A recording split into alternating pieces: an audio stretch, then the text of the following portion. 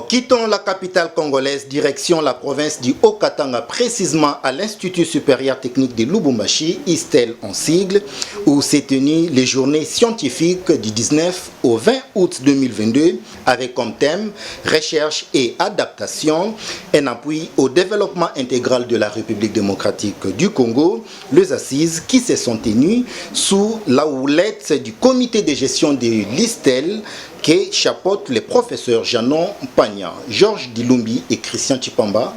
C'est un reportage.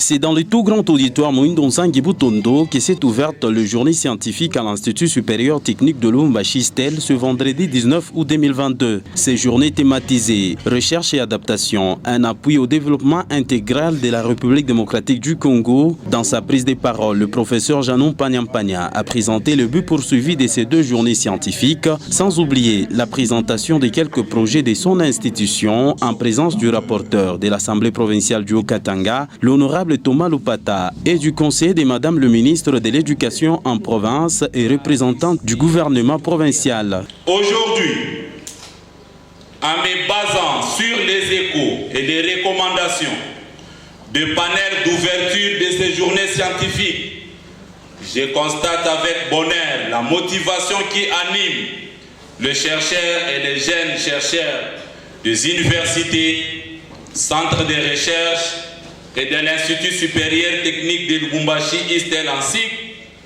à œuvrer pour la mise en pratique des actions communes et concentrées. C'est pour moi aussi une occasion de rappeler à l'auguste assemblée ici présent l'ambition grandiose de notre alma mater, celle de se retrouver parmi les grandes institutions du pays et d'ailleurs. La première intervention était celle du professeur ordinaire de l'université de Lubumbashi, Emmanuel Bagnosizé, axé sur le nouveau paradigme de la pédagogie numérique. Alors donc je parle des sens et des enjeux de la société pédagogique promis par le matérialisme technique, ou ce qu'on peut appeler les technologies numériques. Donc par matérialisme technique, vraiment je désigne ce qu'on appelle les technologies numériques. Alors je vais commencer par constater que nous vivons, parlons et agissons sous la menace de la perte. Et nos paroles, autant que nos actions, attestent la permanence du manque et donc de la menace. Manque et menace peuvent être constatés à plusieurs niveaux, notamment dans les lieux de construction et de transmission des connaissances qui participent à la compréhension du monde, des humains et de leur devenir. La société pédagogique, promis par le matérialisme technique, dans sa dimension des technologies numériques, opère le déplacement des lieux de concentration des savoirs, la saturation du modèle pédagogique pyramidal et la virtualisation du corps physique de l'enseignant.